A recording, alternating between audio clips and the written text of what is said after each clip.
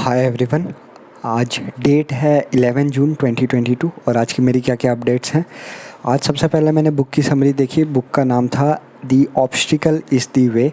तो ये book author हैं रायन हॉलिडे। इस बुक में ये बताया गया कि आपकी लाइफ में या ज़्यादातर सक्सेसफुल लोगों की लाइफ में क्या है, बहुत प्रॉब्लम्स आई तो उन प्रॉब्लम्स के एडवेंचर को उस प्रॉब्लम्स को ओवरकम करने के एडवेंचर ने उस कुछ लेसन्स दी उन लोगों को, और वो लेसन्स उनके साथ लाइफ टाइम रही।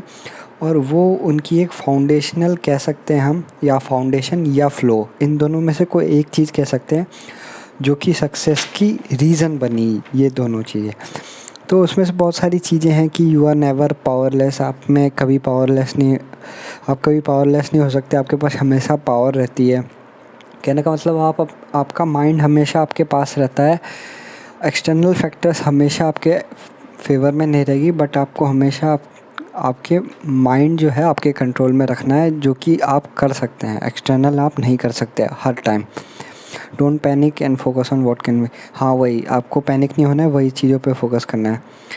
और आपको कंडीशंस पहले सोच लेनी है कि ये काम मैं करने जा रहा हूँ तो वर्स्ट से बुरा क्या हो सकता है, और बुरे से बुरा अगर होगा तो मैं तब क्या करूँगा। तो ये सारे बैकअप चीज़ें आपको पहले ही सोच लेनी चाहिए। तो ये सारी चीज़ें थी इस बुक में। बुक के बारे में मैं आजकल अब थोड़ा कम बताऊंगा, ताकि मेरी ये जो डेली अपडेट जर्नी है ये थोड़ी 3 मिनट के अंदर आ जाए या अंडर 5 मिनट्स आ जाए।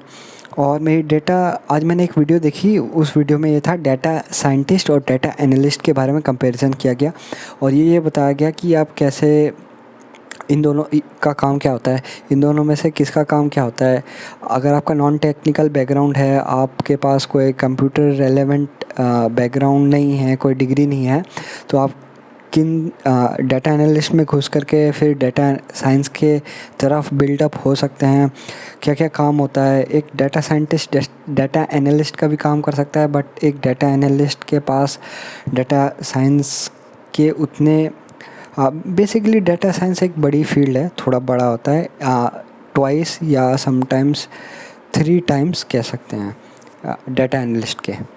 और कोर्सेरा में जो मेरी फाइनेंशियल एड मैंने अप्लाई की थी और वो सक्सेसफुली हो गई, यानी मुझे फाइनेंशियल एड मिल गई। अब मैं गूगल एनालिटिकल सर्टिफिकेट फ्री में कर पाऊँगा, मेरे पैसे नहीं लगेंगे। मैंने अच्छे से लिखा था बहुत सारी चीज़ें, तो उन्होंने शायद पढ़ा होगा, ऑफ कोर्स पढ़ा होगा, तभी तो फाइनेंशियल एड मिला। चलो मिला है, चलो मैं ये कर लूँगा। उसके बाद प्रोजेक्ट्स बनाऊँगा और फिर इंटर्नशिप के लिए अप्लाई करूँगा। तो मेरे नेक्स्ट 1 से 2 मंथ में क्या होगा, मेरे नेक्स्ट 1 से 2 मंथ में ये होगा कि मैं गूगल का सर्टिफिकेशन वाला कोर्स को अच्छे से करूँगा। पहले अभी तो मैंने बस वीडियो देखी है। आज शायद 7 पार्ट कंप्लीट हो गया, तो कल मैं 8 पार्ट भी कंप्लीट कर दूँगा उसका एक बार देख के। अभी आर प्रोग्रामिंग वगैरह ही चल रही है और वो ख़त्म हो जाएगी शायद कल तक। और उसके बाद फिर मैं वापस से फर्स्ट से स्टार्ट करूँगा गूगल वाले उसके साथ। तो उसमें मेरे को असाइनमेंट भी करने होंगे, होमवर्क, प्रोजेक्ट और टेस्ट भी करने होंगे।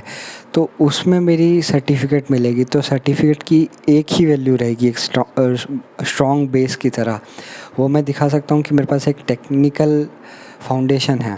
उसके बाद मुझे प्रोजेक्ट्स डालने पड़ेंगे, अपने बनाने पड़ेंगे, कुछ चीज़ें डिप्लॉय करनी पड़ेगी, या फिर असाइनमेंट्स गिटहब वगैरह पे कोड वगैरह डाल के अपने जो प्रोजेक्ट्स हैं वो भी रखने पड़ेंगे। अच्छा पोर्टफोलियो बनाना पड़ेगा, और तब मैं इंटर्नशिप अप्लाई करूँगा। फिर ऊपर से बाद में जॉब हंट के लिए अप्लाई करूँगा।